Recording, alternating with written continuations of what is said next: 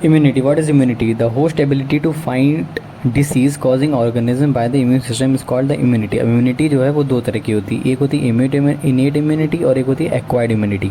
जो innate immunity वो birth के टाइम से होती है और acquired immunity after birth acquire की जाती है। इनेट इम्यूनिटी में दो तरह के लाइन ऑफ डिफेंस आते हैं, फर्स्ट लाइन ऑफ डिफेंस और सेकेंड लाइन ऑफ डिफेंस। जो एक्वायर्ड इम्यूनिटी उसमें थर्ड लाइन ऑफ डिफेंस आता है। First line of defence non specific होती है, एक्सटर्नल होती है। Second line of defence non specific है लेकिन इंटरनल है। Third line of defence specific भी है और इंटरनल भी है।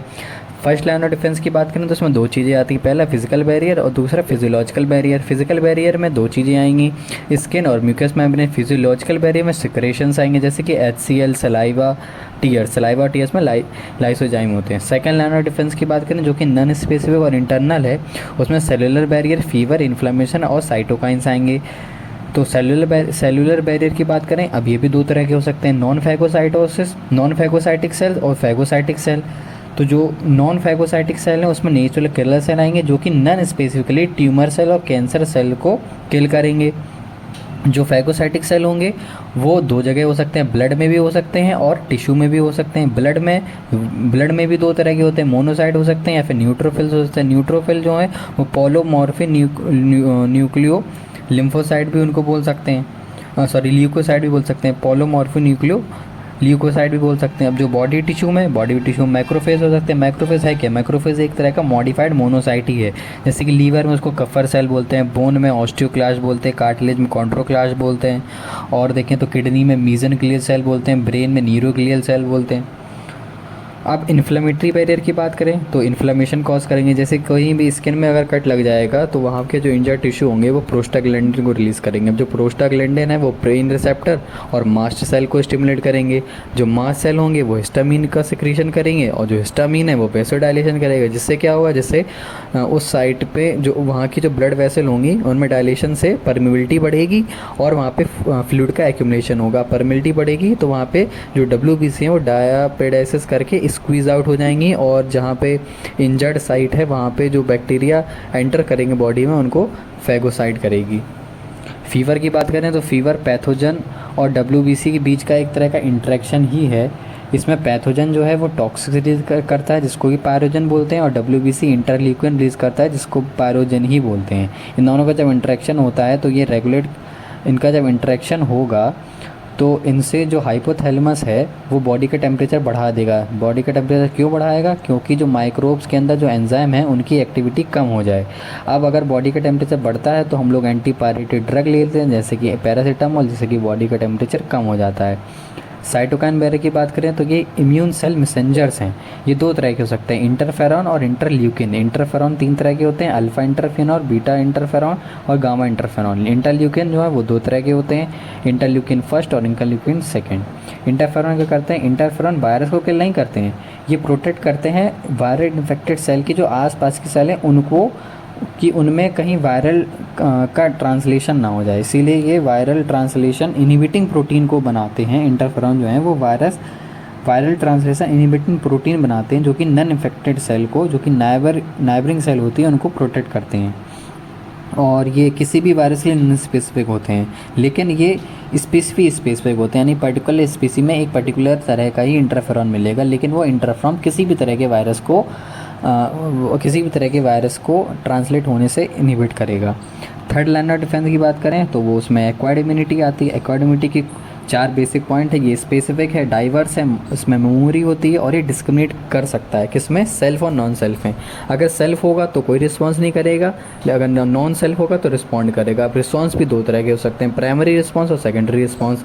प्राइमरी रिस्पॉन्स की बात करें यानी कि एक पैथोजन जब पहली बार एक किसी पर्टिकुलर टाइप का पैथोजन बॉडी में एंटर करेगा उसको पहला एनकाउंटर या फिर फर्स्ट इम्यून रिस्पॉन्स बोलते हैं। इसमें जो इंटरेक्शन होता है वो पैथोजन और बी लिम्फोसाइट का होता है, यानी बी लिम्फोसाइट बेस्ड है। इसमें जैसे ही इंटरेक्शन होगा वैसे ही बी लिम्फोसाइट कन्वर्ट हो जाएंगी। बी लिम्फोसाइट प्लाज्मा सेल्स में और मेमोरी सेल में। तो प्लाज्मा सेल्स होंगे वो एंटीबॉडी का फॉर्मेशन करेंगे।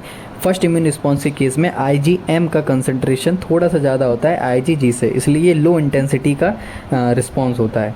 लेकिन जब दूसरी बार सेम पैथोजन बॉडी में एंटर करेगा उसको बोलेंगे सेकेंड एनकाउंटर, तब जाके सेकेंड इम्यून रिस्पॉन्स होगा। इस केस में जो फर्स्ट इम्यून रिस्पॉन्स में मेमोरी सेल बनी थे वो अब पैथोजन से इंटरेक्ट करेंगे और प्लाज्मा सेल जो होंगे अब जो एंटीबॉडी बनाएंगे उसमें आईजीजी का कंसंट्रेशन बहुत ही ज़्यादा होगा, बहुत बहुत ज़्यादा होगा एज़ कम्पेयर टू आईजीएम। इसको बोलते हैं एनामिलिस्टिक इफेक्ट, एनामिलिस्टिक इफेक्ट, और ये बहुत ही हाई इंटेंसिटी का होगा।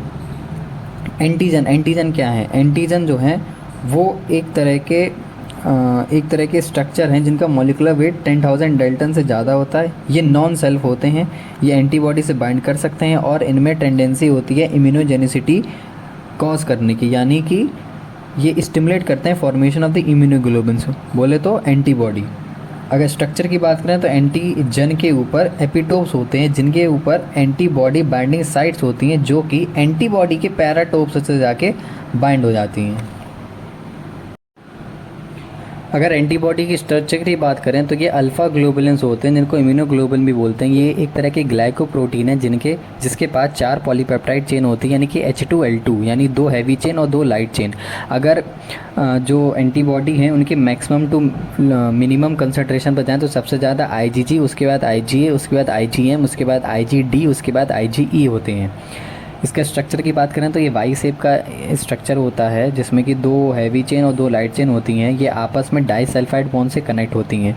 अगर 2 हैवी चेन के बीच में बात करें तो 2 हैवी चेन के बीच में 2 सल्फाइड बॉन्ड होते हैं। एक लाइट चेन और एक हैवी चेन के बीच में भी 2 सल्फाइड बॉन्ड होते हैं और टोटल मिला के 16 डाइसल्फाइड बॉन्ड्स होते हैं। जो वाई शेप स्ट्रक्चर है उसमें एन टर्मिनल होता है और सी टर्मिनल होता है। एन टर्मिनल जो है वो एंटीजन से जाके बाइंड करता है और जो सी टर्मिनल है वो प्लाज्मा मेम्ब्रेन की बाइंडिंग साइट होती है। अब जो वाई शेप का जो ट्रायंगुलर स्ट्रक्चर होता है वो वेरिएबल साइट को दिखाता है।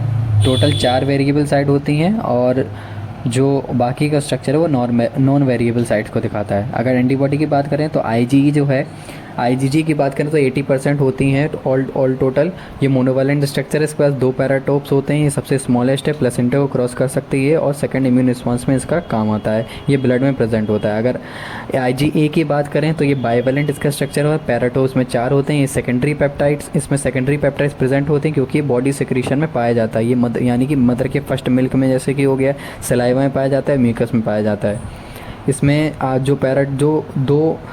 जो बाइवैलेंट स्ट्रक्चर है वो आपस में जे चेन से जुड़ा रहता है और उसके बीच में एक सेक्रेटरी पेप्टाइड होती है। IgM की बात करें तो एक पेंटावैलेंट स्ट्रक्चर है। इसमें 10 पैराटोप्स होते हैं। ये सबसे बड़ा एंटीबॉडी है। ये प्राइमरी इम्यून रिस्पॉन्स में दिखता है और ये बॉडी फ्लूइड्स में प्रेजेंट होता है, सीरम में प्रेजेंट होता है और बी लिम्फोसाइट की सरफेस पे प्रेजेंट होता है। इसमें भी जे चेन होती है। IgD की बात करें तो मोनोवैलेंट स्ट्रक्चर है। इसमें 2 पैराटोप्स होते हैं। ये बी लिम्फोसाइट की सरफेस पे प्रेजेंट होता है। IgE की बात करें तो ये भी मोनोवैलेंट स्ट्रक्चर है। इसमें पैराटोप 2 होते हैं और ये एलर्जी के लिए रिस्पॉन्सिबल हैं। अब अगर एलर्जी करें तो लिम्फोसाइट जो हैं वो 2 तरह के होते हैं, बी लिम्फोसाइट और टी लिम्फोसाइट। जो बी लिम्फोसाइट है वो ह्यूमोरल इम्यूनिटी देते हैं, यानी कि एंटीबॉडी मीडिएटेड इम्यूनिटी। इसमें जो बी लिम्फोसाइट हैं वो 2 तरह की सेल में डिवाइड हो जाते हैं, प्लाज्मा सेल्स और मेमोरी सेल्स। जो प्लाज्मा सेल है वो एंटीबॉडी बनाती हैं जो कि अपन को प्रोटेक्शन देते हैं। अब जो टी लिम्फोसाइट है वो सेल मीडिएटेड इम्यूनिटी होती है।